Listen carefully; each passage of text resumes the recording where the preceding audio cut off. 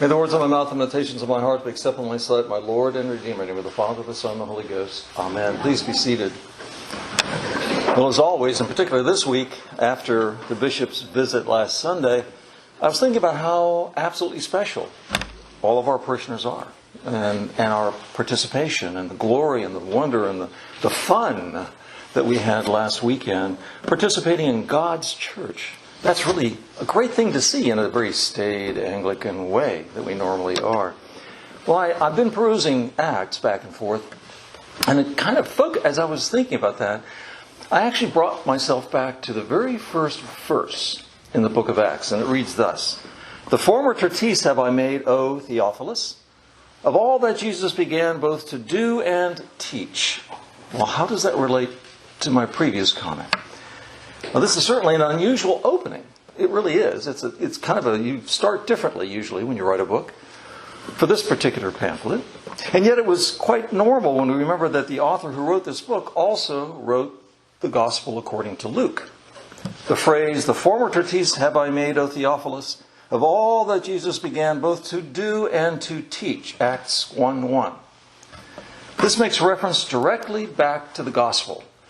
The very beginning of Acts has an anchor in the Gospel, and there was a purpose that he did that. It's a reason that he did that. If we begin to understand this link, we can begin to understand the full meaning of the book of Acts, because the book of Acts is about you. It's about the church. It's about the actions of the people of the church. It's a very important book to read over and over and over again. And its relation to you and me, actually. Now let's note that Luke does not say, he didn't say it this way. He could have, but he didn't. "The former treatise have I made, O Theophilus, of all that Jesus did and taught." Now that would be a normal statement, right? All that he did and taught. Listen carefully to what he actually said. "The former treatise have I made, O Theophilus, of all that Jesus began both to do and teach." That's a very important difference. The story of Luke, as he gives it to us in the Gospel, is the story of the beginnings of the doings and the teachings of Jesus. So if you will, since he wrote the book of Acts, he linked it directly back to his own Gospel. He said, this is an action statement. All of the book of Acts is an action statement. Think of the life of Christ. Just what he was all about. Never was a story, if you think about it, so pitiable, but so tender, and so beautiful, and so strong.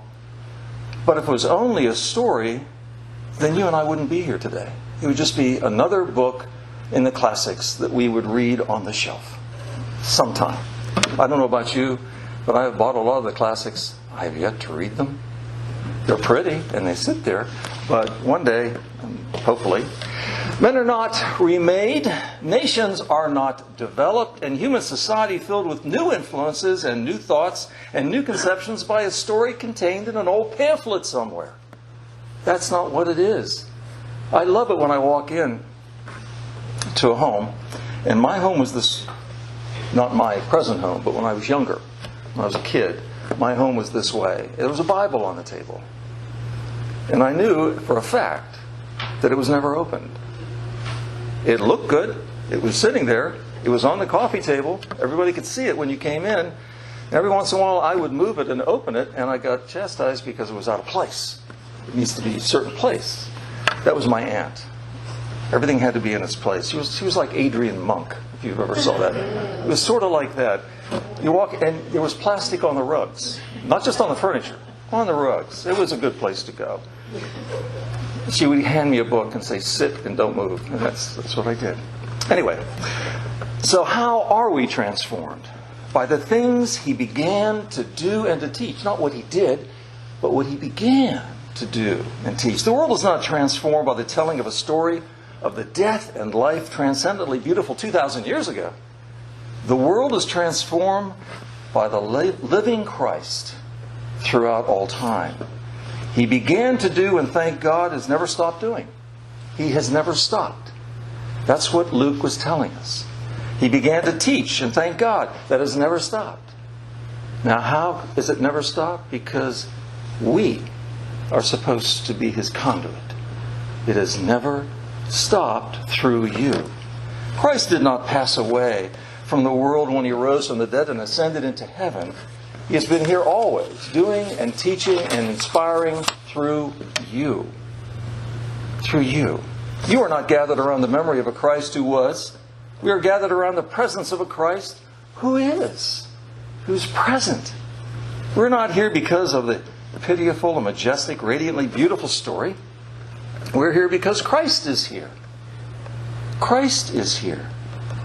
Father made a wonderful attachment to my story, a comment down in the sacristy just a few moments ago, that the angels fill the pews. You're the angels, and so are the ones sitting next to you.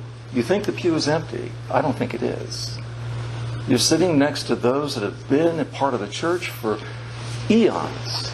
We're talking about millions of faithful angels and spiritual individuals who are here with us to help us celebrate. Christ promised us that.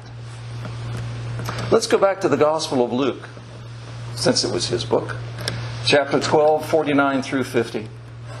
I am come to send fire on the earth, and what will I if it be already kindled? But I have a baptism to be baptized with, and how am I straitened till it be accomplished? What do these words mean? They seem confusing, but what do they mean? He stated that we would not send the fire kindled in baptism until his baptism was accomplished. The baptism of what? The cross. Then he would send the fire onto us. So he wasn't talking about, oh, I'm walking towards Jerusalem and the fire is here. He's saying, it's not been kindled. It will be kindled. It will be kindled in those who follow me, their hearts, through the baptism of the cross. Jesus, in effect, stated that he would not do his greatest work. He said this so many times, and the apostles are going, what? We don't understand this. They said that so many times. Until he died on the cross. That he was straitened, limited, confined, and only beginning his doing and teaching until after the cross. The cross being accomplished, the greatest work begins. We read the second chapter of Acts, that's 2:1. And when the day of Pentecost was fully come, they were all with one accord in one place. The rest we know, don't we? What happened after that? The fire of baptism came, what he was talking about, to rekindle.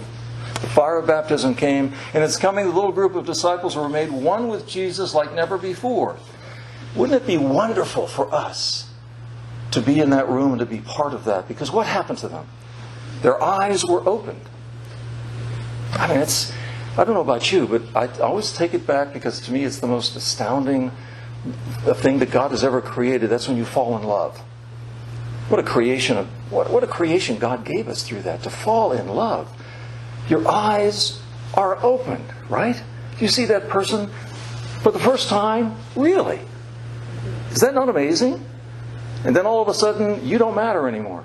The only thing you're worried about is that other person. And I'll send you more flowers later. But that other person. Their ears are unstopped. We begin to hear things the way they should be heard.